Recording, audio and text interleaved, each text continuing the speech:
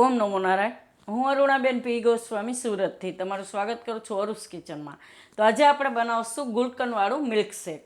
તો એના સારું આપણે દૂધ લીધું છે. તો દૂધ આપણે થોડીક મલાઈ નાખીને એ રીતનું લીધું છે, તો 500 ગ્રામ જેટલું એમ. અને ગુલકંદ આપણે લીધું છે 2 ચમચી.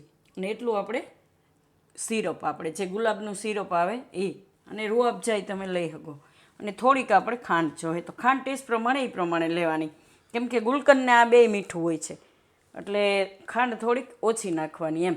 તો આપણી ચેનલમાં 80% વ્યૂઅર્સ એવા છે જેને ચેનલને સબસ્ક્રાઈબ નથી કરી એમ. તો સબસ્ક્રાઈબ કરજો અરુસ કિચનને એમ, લાઈક કરજો. તો હવે આપણે આને બનાવશું. તો મિક્સર જાર આપણે લીધું છે, એમાં આપણે આ દૂધ નાખી દઈશું.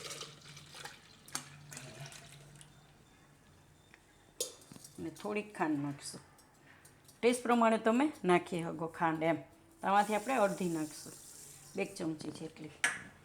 પછી જરૂર પડે તો નાખી દેવાની એમ, પણ આ બધું મીઠું હોય એટલે એટલી બધી જરૂર નહીં પડે.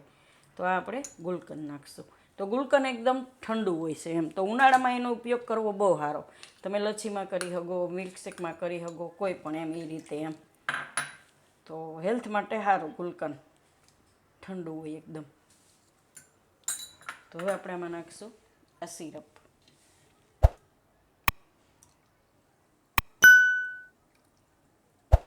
તો આ તમે તમારા ટેસ્ટ પ્રમાણે નાખી શકો એમ. તો આને આપણે પીસી લેવું હવે. તો આને આપણે પીસી લીધું છે આ રીતનું. તો મલાઈ નાખીએ એટલે થોડાક સરસ આ રીતના ફીણ થાય.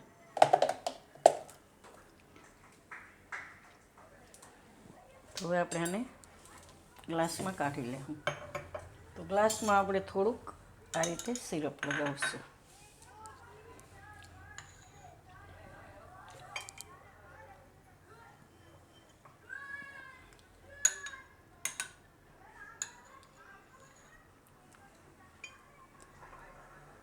આ રીતે લગાવવાનું એટલે નીચે આ રીતે આવી જાય એમ.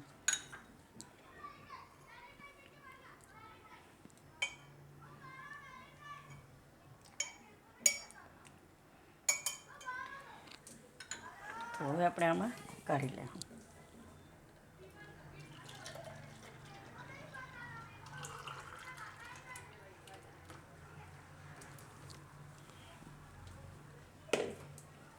થોડુંક સિરપ ઉપરથી નાખીશું, કલર સારો દેખાય એમ. તો તૈયાર છે આપણું ગુલકંદવાળું મિલ્કશેક એમ.